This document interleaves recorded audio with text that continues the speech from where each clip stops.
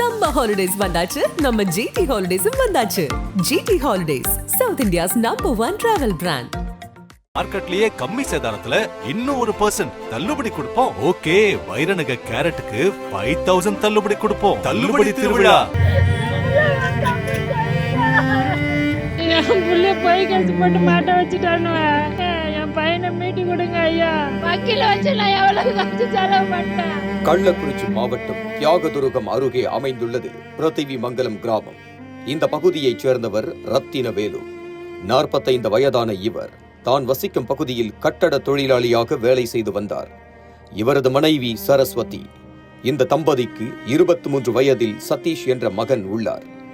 இவர்கள் குடும்ப வறுமையால் கடும் நெருக்கடிக்கு உள்ளான சமயத்தில் தந்தையும் மகனும் வெளிநாட்டுக்கு சென்று வேலை செய்ய திட்டமிட்டனர். அதன்படி கடந்த ஓராண்டுக்கு முன்பு தந்தை ரத்தினவேலுவும் மகன் சதீஷும் மாலத்தீவில் உள்ள தனியார் கம்பெனியில் கட்டட வேலைக்காக சென்றுள்ளனர். இவர்கள் அங்கு வேலைக்கு சென்ற சில மாதங்களில் ரத்தினவேலுவையும் அவரது மகனையும் அந்நாட்டு போலீசார் கைது செய்துள்ளனர். இருவரும் தனிச்சிறையில் அடைத்து வைக்கப்பட்டு போலீசாரால் துன்புறுத்தப்பட்டதாக செய்திகள் வெளியாகின. இதை கேட்டு அதிர்ச்சி அடைந்த குடும்பத்தினர் என்ன செய்வதென தெரியாமல் திகைத்து போயிருந்தனர். ஒரு கட்டத்தில் போலீசாரின் கொடுமைகளை தாங்க முடியாத ரத்தினவேலு தற்கொலைக்கு முயற்சித்ததாக சொல்லப்படுகிறது.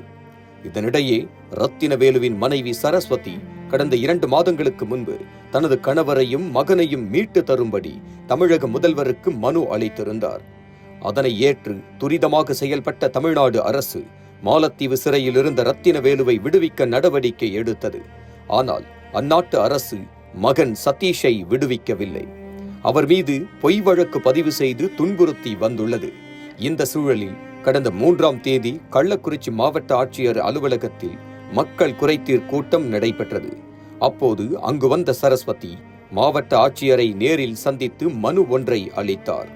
தனது கணவரை விடுவிக்க நடவடிக்கை எடுத்தது போல் தனது மகனையும் மாலத்தீவு சிறையிலிருந்து விடுவிக்க வேண்டும் என மாவட்ட ஆட்சியரிடம் பரிந்துரை செய்தார்.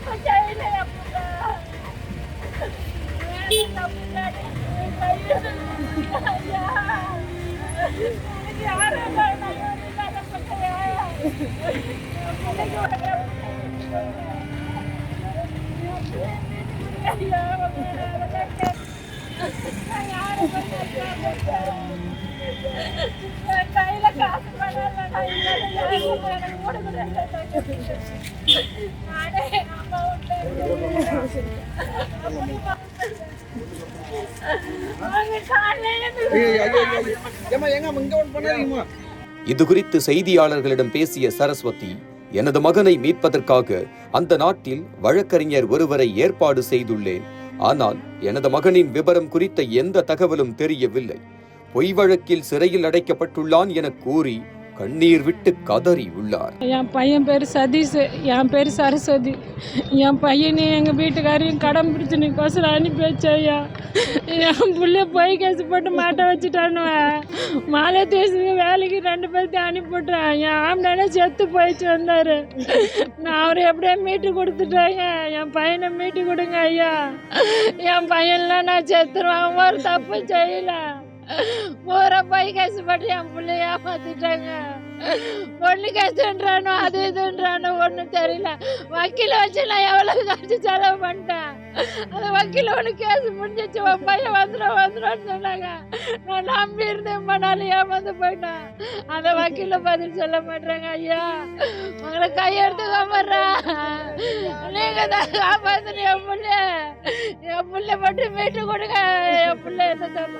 ஆனா வக்கீல் சொன்னது அவன் எந்த தப்பு செய்யல. அவன் பேர்ல எந்த இது எமர்ஜென்சி இல்லை அப்படின்ட்டாங்க. ஐயா நான் படிக்க தெரியாதவா, எனக்கு நாடு அப்படின்னு தெரியாது. நான் எல்லா இடத்தையும் போய் வந்துட்டேன். அவங்க வேலைக்கு வந்து ஆலப்பல் கல்லுன்னு தான் சொல்லி கூட்டு போனாங்க. அங்கே போன பார்த்து கம்பி கட்டுற வேலை ஒரு இடத்துக்கு 3 இடம் மாற்றி கூட்டு போனாங்க. இதான் தெரியும். எங்கள் வீட்டுக்காரர் கூட இருந்து எவ்வளோ போராடி பார்த்தாரு. என் கூட தானே வேலை செஞ்சான் என் பையன். அவன் எங்கேயுமே போல, கடை கூட அனுப்ப மாட்டாரு. நம்ம கூட வச்சு இந்த பிள்ளை எதுக்கு பிடிச்சிட்டு போனோன்னு எவ்வளோ போராடி பார்த்தாரு. ஆனால் அந்த மொழி தெரியாதால அவரை ரொம்ப அவராலையும் முடியாமல் சாப்பிடாம கிடந்து, தண்ணி வண்ணி குடிக்காம கிடந்து ரொம்ப ரேபடியாக வந்து அதுக்கப்புறம் இவர் நான் அங்கே உதயநிதிட்டு நான் மனு கொடுத்து அதுக்கப்புறம் மீட்டு விட்டார் இவரை. அதே மாதிரி என் பிள்ளைய மீட்டு விடுங்க ஐயா. இந்த கேஸ் என்னன்னு பாருங்க ஐயா. அனல் பறக்கும் செய்திகளை அப்டேட் செய்து கொள்ள நக்கீரன் களத்தை இப்பவே சப்ஸ்கிரைப் பண்ணுங்க.